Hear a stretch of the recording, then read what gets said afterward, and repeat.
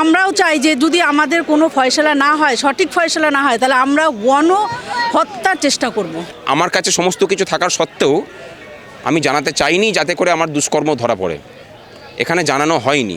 সংগ্রামী যৌথ মঞ্চ এত সহজে ভয় পায় না, ভয় পাবে না। নমস্কার, আপনারা দেখছেন হাউ দ্য ইন্ডিপেন্ডেন্ট মিডিয়া, সঙ্গে আমি সুমিত। এই মুহূর্তে রয়েছি শহীদ মিনারের ঠিক পাদদেশে। একেবারে এই গ্রীষ্মের রোদে 2016 সালের চাকরি পরীক্ষার্থীদের এসএসসির কথা বলছি, সেই প্যানেল বাতিল হয়ে যাওয়ার পরে কিন্তু প্রত্যেকটি স্কুলের শিক্ষক তারা যোগ্য না অযোগ্য সেটা আদালতের বিচার্য বিষয়, কিন্তু এখন যোগ্য অযোগ্য সবই এই গাছতলায় দাঁড়িয়েছে শিক্ষক। এই রাজ্যের বর্তমান পরিস্থিতি, শিক্ষা ব্যবস্থার পরিস্থিতি, এ কারণেই বলছি শিক্ষক তার নিজের দাবিতে সঠিক পরামর্শ নিতে এখন হাজির হয়েছে সেই ধর্মতলায়, শহীদ মিনারের ঠিক পাশে। শহীদ মিনারের পাশে ধর্মতলায় একেবারে দাঁড়িয়ে সেই আমি দেখাতে বলবো ক্যামেরা পার্সনকে, একেবারে গাছের তলায় দীর্ঘ লাইন। সেই দীর্ঘ লাইনে শুধু দেখা যাচ্ছে বিভিন্ন স্কুলের শিক্ষক, বিভিন্ন বয়সের বিভিন্ন স্কুলের শিক্ষক এখন এসে দাঁড়িয়েছে এই গাছতলায়। এই গ্রীষ্মের দুপুরের রোদে শিক্ষকের স্থান হয়েছে এই রাজ্য আমার পশ্চিমবঙ্গে গাছের তলায়। Non teaching staff, teaching staff সবের স্থান হয়েছে এখন এই ধর্মতলার শহীদ মিনারের তলায়, এই গরমে গাছতলায় স্থান হয়েছে। এই তো রাজ্যের পরিস্থিতি। কি দায় কাকে দায়ী করছেন? এটা তো পুরো সরকারি দায়, কারণ আমরা তো ঠিকঠাক পরীক্ষা দিয়েছি। পরীক্ষা দেওয়ার পরে ওখানে কি হবে সেটা তো আর আমরা জানি না। আমরা জেনুইন পরীক্ষার্থী, আমরা কোনো টাকাও দেইনি, পয়সাও দেইনি, কিন্তু কয়েকজনের জন্য আজকে আমাদের এই অবস্থা। দেখুন, এই যে এইটুকু বাচ্চা, এই বাচ্চাকে নিয়ে সেই মুর্শিদাবাদ থেকে এসছে, কেউ মালদা থেকে এসছে, এর দায়টা কে নেবে? এই বাচ্চা যদি এই গরমের কিছু হয় তাহলে কেউ দায় নেবে? বা আমরা আজকে যে এত কষ্ট করে অত দূর থেকে এসেছি, চাকরি পাওয়ার পরেও পরীক্ষা দেওয়ার সময় তো এরকম কষ্ট হয়েছেই, সেটা আমরা মেনে নিয়েছি, কিন্তু এখন চাকরি পেয়েও আমাদেরকে এরকম কষ্ট করতে হচ্ছে, তাহলে এর দায়টাই বা কে নেবে? এটাও আমি সমাজের কাছে উপস্থাপনা করছি। এই তো বারবার এসএসসি রিপোর্ট চেয়েছিল কারা যোগ্য অযোগ্য, সেটা দেওয়া হয়নি। আমি বলছি দিলে কি ভালো হতো, কোর্ট কি সিদ্ধান্ত নিতে পারত? হ্যাঁ, অবশ্যই একটা সঠিক সিদ্ধান্তটা নিতে পারতেন। এখন আমরা কোর্টকেও দায়ী করছি যে অমানবিক একটা কাজ হয়ে গেছে।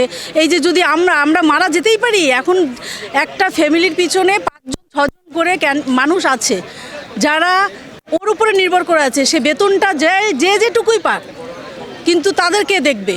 আর আমরাও তো এরকম হতাশাগ্রস্ত হতে পারবো। একজন সব বলছে যে না এটা অমানবিক হবে। আমরাও চাই যে যদি আমাদের কোনো ফয়সালা না হয়, সঠিক ফয়সালা না হয়, তাহলে আমরা গণহত্যার চেষ্টা করব। এটা আমরা সবার কাছে চাই যাক এই তথ্যটা। দেখুন, এইটুকু বাচ্চা, 2 বছরের বাচ্চা, ওর মাকে নিয়ে আসতে হয়েছে কত দূর থেকে, তাহলে এই দায়টা আমরা কার উপর চাপাবো? ওর কিছু হয়ে গেলে কে সেটা নেবে? কতজন ডিভোর্সি আছে, আমারই চেনা আছে, যে শুধু চাকরিটার উপরে নির্ভর করে বেঁচে আছে, তারও ছোট বাচ্চা আছে, তার মা যদি কোনো কিছু সুসাইড করে বা কোনো অঘটন ঘটায়, তাহলে ওই বাচ্চাটার দায় কে নেবে? সরকার নেবে কি কোর্ট নেবে? কোর্টও এটা অমানবিক করেছে আমাদের দিকে, খুবই অমানবিক হয়েছে। আর সরকার তো আছে, সরকারকে তো আমরা বলতেই পারছি না। সরকার এখন বলছে যে আমরা হাইকোর্ট যাব, যেখানেই যাক। সরকার আমাদের সঙ্গে খুব খারাপ করেছে যে কয়েকজনের জন্য এতজনকে আমাদের পথে বসতে হয়েছে। আজকে আমাদের সুসাইড করা ছাড়া সত্যিই কোনো উপায় নেই।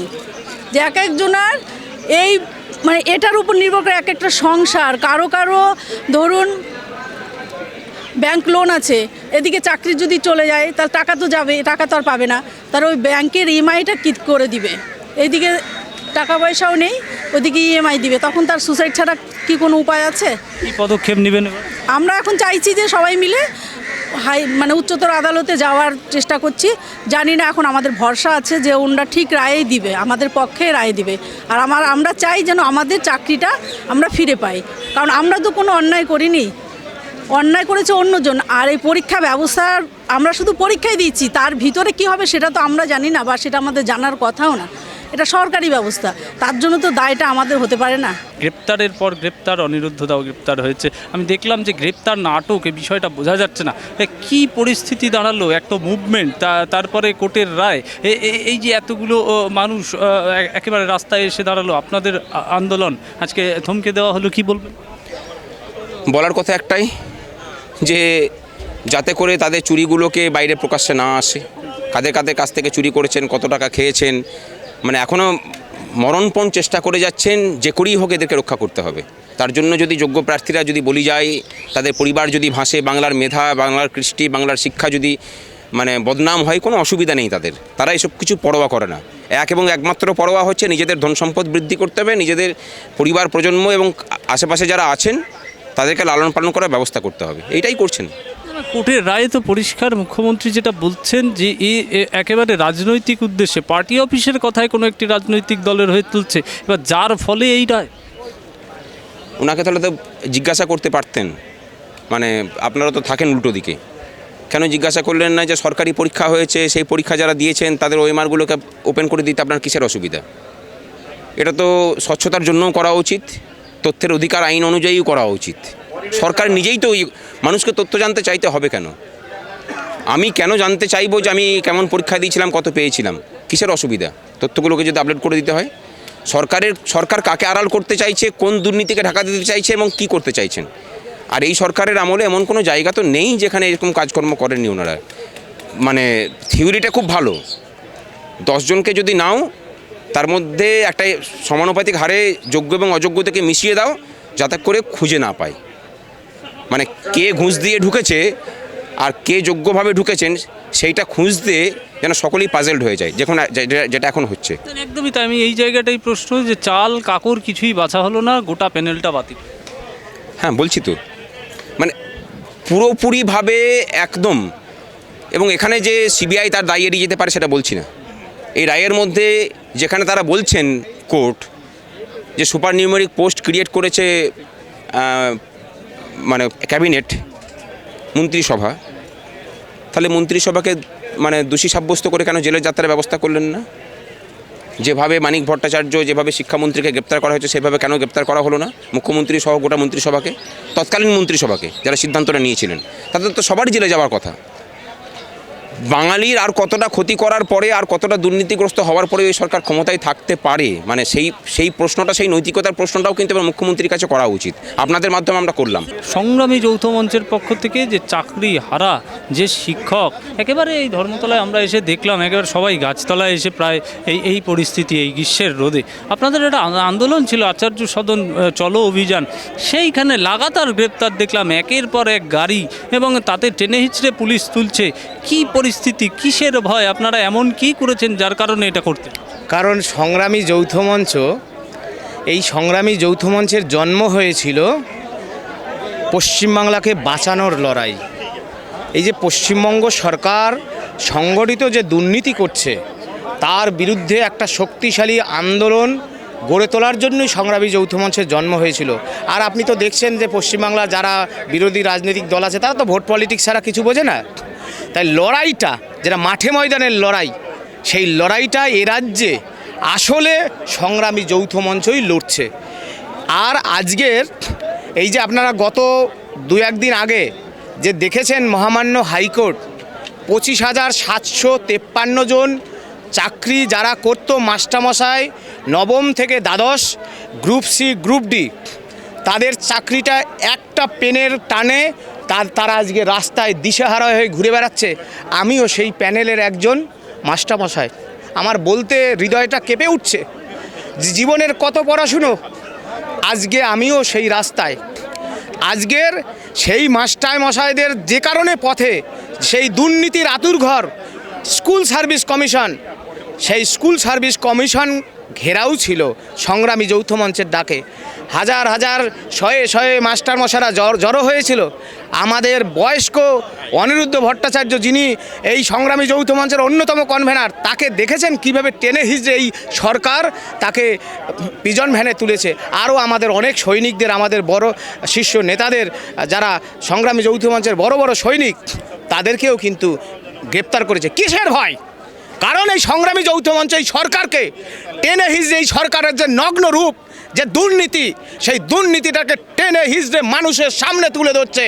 আমরা যেভাবে বলিষ্ঠ কণ্ঠে বলছি, এই যে আপনারা পথে বসে পড়েছেন শ্রদ্ধেয় মাস্টারমশাই দিদিমণিরা, এটা আসলে এই পশ্চিমবঙ্গ সরকার এবং সেই সরকারের মুখ্যমন্ত্রী তার দুর্নীতিরই একটা ফসল। কারণ একদল দুর্নীতিগ্রস্ত শিক্ষক যাদেরকে টাকার বিনিময়ে সাদা খাতার বিনিময়ে ওই যে জেলে গেছে পার্থ, ওই যে জেলে গেছে মানিক, ওই যে জেলে গেছে কুন্তল, আরও যারা সুবীরেশ ভট্টাচার্য, তারা টাকার বিনিময়ে চাকরি দিয়েছে। তাদেরকে আড়াল করার জন্য এই যে এত শত শত মাস্টারমশাই সহ আমাকেও বলি চড়তে হয়েছে, বুঝতে পেরেছেন? তারই ভয়ে, সেই ভয়েই আজকে এভাবে ধরপাকড় করেছে। কিন্তু সংগ্রামী যৌথ মঞ্চ এত সহজে ভয় পায় না, ভয় পাবে না। আপনারা দেখবেন আগামীকাল আমরা সুপ্রিম কোর্টে যাচ্ছি। এই যে চাকরি প্রার্থীদের যাদের চাকরিটা যাতে পুনর্বহাল হয় তার জন্য আমরা সুপ্রিম কোর্টে যাচ্ছি। এবং হাজরার মোড়ের আন্দোলন আগামী দিনের নবান্নের সামনে ভয়ঙ্কর অভিযান করবে সংগ্রামী যৌথ মঞ্চ। এ রাজ্যের শিক্ষিত প্রজন্ম, কলেজ পড়ুয়া, এসএলএসটি চাকরি প্রার্থী, আরও যত আপার প্রাইমারি চাকরি প্রার্থী, অর্থাৎ পশ্চিমবাংলাকে বাঁচানোর যে লড়াই, সেই লড়াইটাই শত শত মাস্টার মশাইদের সঙ্গে নিয়ে সংগ্রামী যৌথ মঞ্চ লড়বে।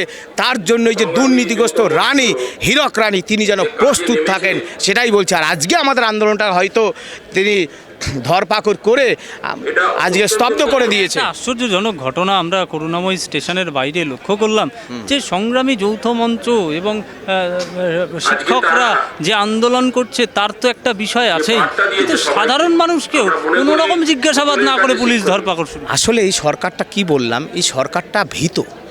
এই রাজ্যের মুখ্যমন্ত্রীর মুখ পুড়ে গেছে, তাকাবেন দেখবেন মুখে একটা কাপড় দিয়েছে, কারণ মুখ পুড়ে গেছে লজ্জায়, দুর্নীতিতে। হাজার হাজার মাস্টার মশারা রাস্তায়, বলার জায়গা নাই। তাই কি করছে? ভয়। এরাও মনে হয় সংগ্রামী যৌথ মঞ্চ, এও মনে হয় সংগ্রামী যৌথ মঞ্চ, এও মনে হয় সংগ্রামী। যে লোকটা শুধু টিফিনের মধ্যে শুধু কটা ভাত আর একটু সবজি নিয়ে কাজে যাচ্ছে, তাকেও ধরে নিচ্ছে। কেন? সংগ্রামী যৌথ মঞ্চের ভূত। এও মনে হয় সংগ্রামী যৌথ মঞ্চ। এই আমাকে ধরে বলে, এই মানুষের সামনে তুলে ধরলো আমরা যে এত দুর্নীতি করেছি, আমরা যে ওদের পথে বসিয়েছি, ওদের বাটি ধরে দিয়েছি, আমরা যে ওদের চাকরি খেয়েছি। এও মনে হয় সংগ্রামী যৌথ মঞ্চ মানুষের সামনে বলবে। এই আতঙ্কে সাধারণ মানুষকে করছে। তাই সাধারণ মানুষকে বলছি, আপনারা বুঝুন, আপনাদের বোঝার সময় এসেছে। দেখুন পশ্চিমবঙ্গ সরকার কিভাবে আপনাদের ঘরের সন্তানদের কিভাবে পথে বসিয়ে দিয়েছে। দেখুন বাংলার মানুষ, শিক্ষিত মানুষ, কলেজ পড়ুয়া, চাকরি প্রার্থী, আপনারা সবাই দেখুন কিভাবে এই সরকারটা আপনাদের পথে বসিয়ে দিয়েছে, আমাকেও পথে বসিয়ে দিয়েছে। আমরা তো দোষ করিনি, এবার যারা দোষ করেছে তাদের জন্য আমরা ফেঁসে গেছি। এবার আমাদের কি দোষ হলো যে আমরা অত দূর থেকে আসলাম, আমার বাচ্চাকে আজকে দেখার কেউ নেই, সেই জন্য আমাকে বাচ্চাকে সঙ্গে করে আনতে হলো।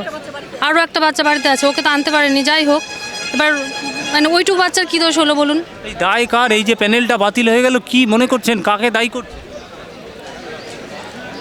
এবার সিবিআই, সেটা তো সিবিআই আছে না, সিবিআই আছে, কার দায় কে আছে, সিবিআইকে দায়িত্ব দেওয়া হয়েছে, ওনারা করবেন সব কিছু।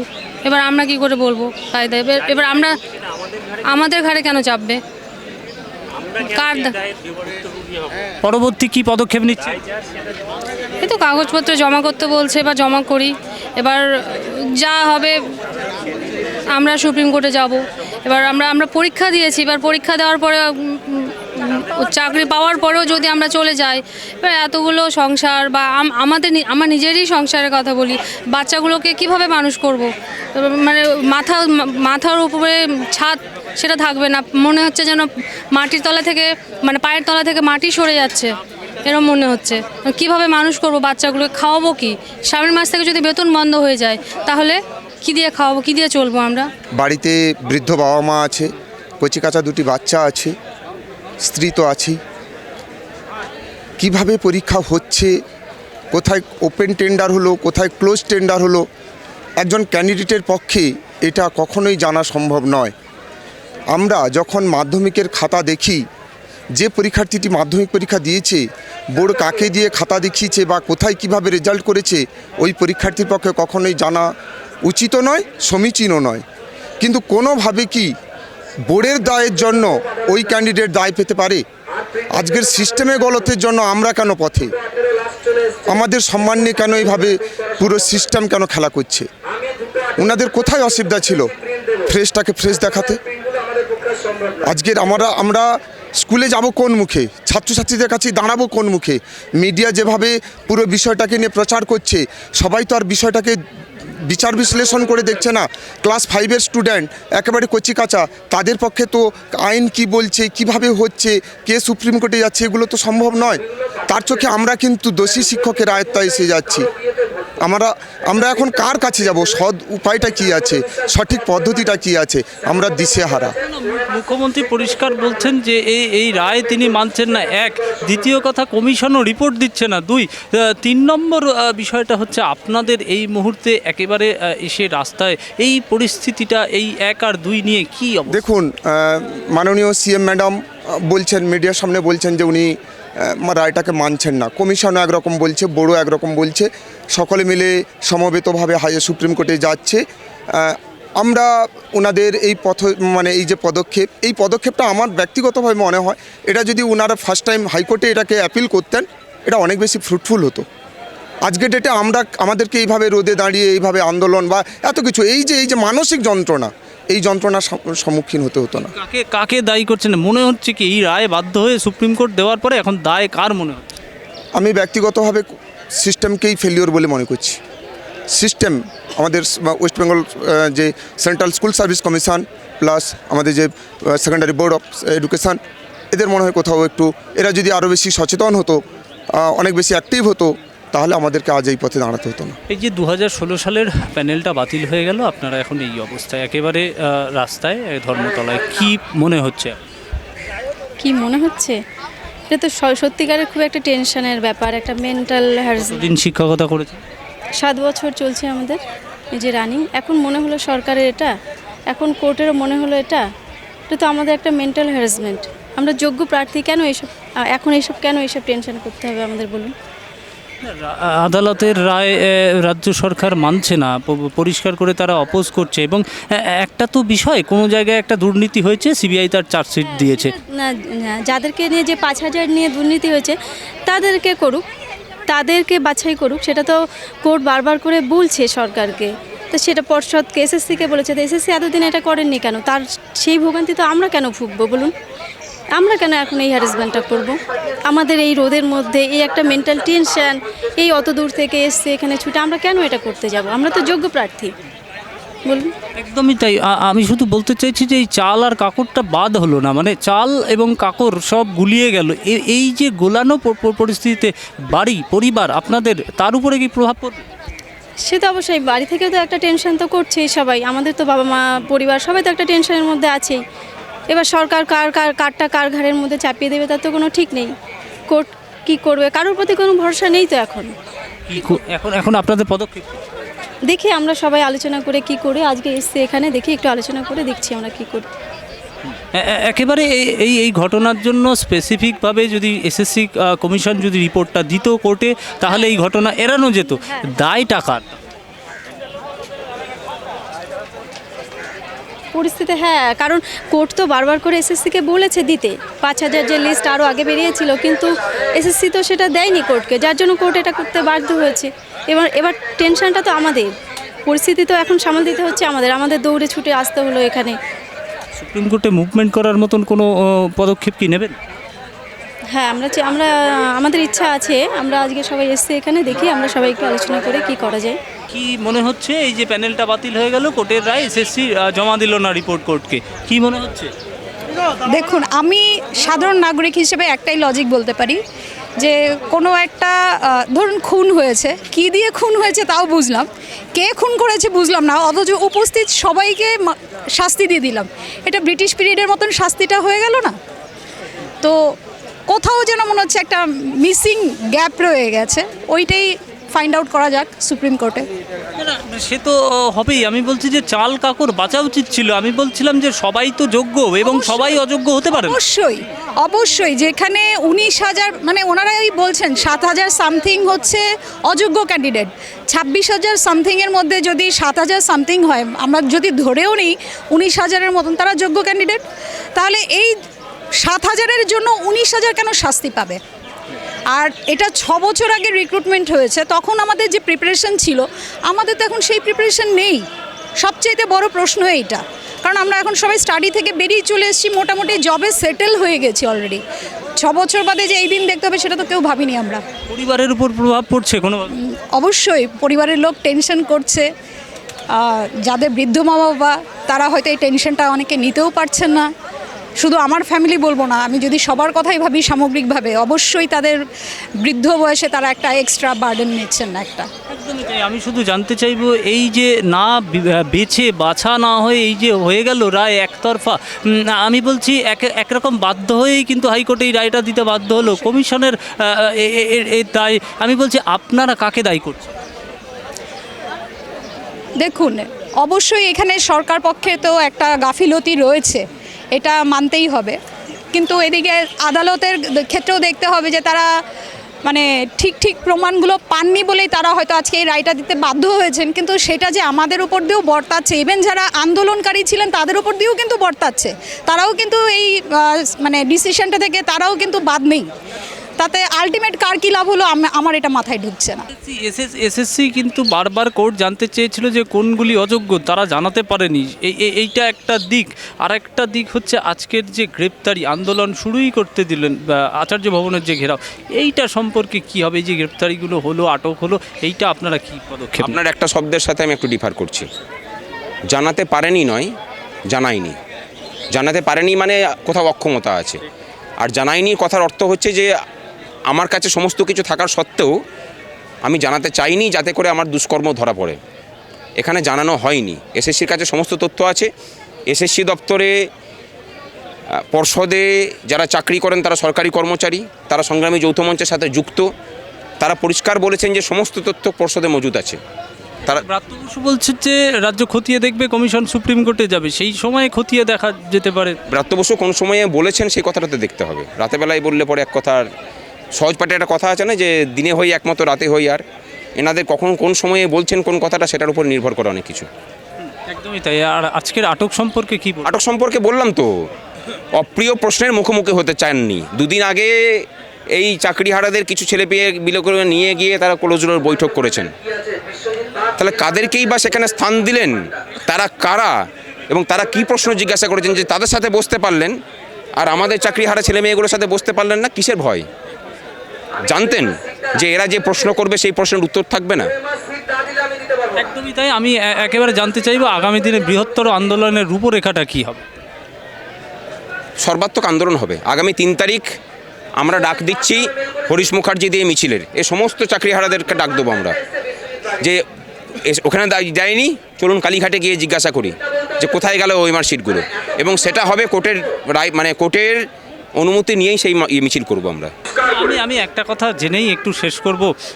একদম প্রসঙ্গটা তো এরকম যে বাংলা রবীন্দ্রনাথের বাংলা, বঙ্কিমচন্দ্রের বাংলা, নেতাজি সুভাষের বাংলা, সেই বাংলায় একটা শিক্ষাগত যোগ্যতা আলাদা ছিল। বেঙ্গল কেমিক্যালের মতন হাব ছিল আমাদের। সেই জায়গায় শিক্ষকরা যারা যোগ্য অযোগ্য সে বিষয়ে পড়ে, সেটা বিচার্য বিষয়। আমি বলছি সমস্ত শিক্ষক এখন গাছতলায়। ছবিটা কি দাঁড়াচ্ছে বাংলা? এই যে ছবিটা কি এক সময় ছিল, বলতো এটা রবীন্দ্রনাথের বাংলা, এটা কবি নজরুল ইসলামের বাংলা, বিদ্যাসাগরের বাংলা, এই বলতো। বাংলা যা আজকে ভাবে ভারতবর্ষ একদিন পরে ভাবে।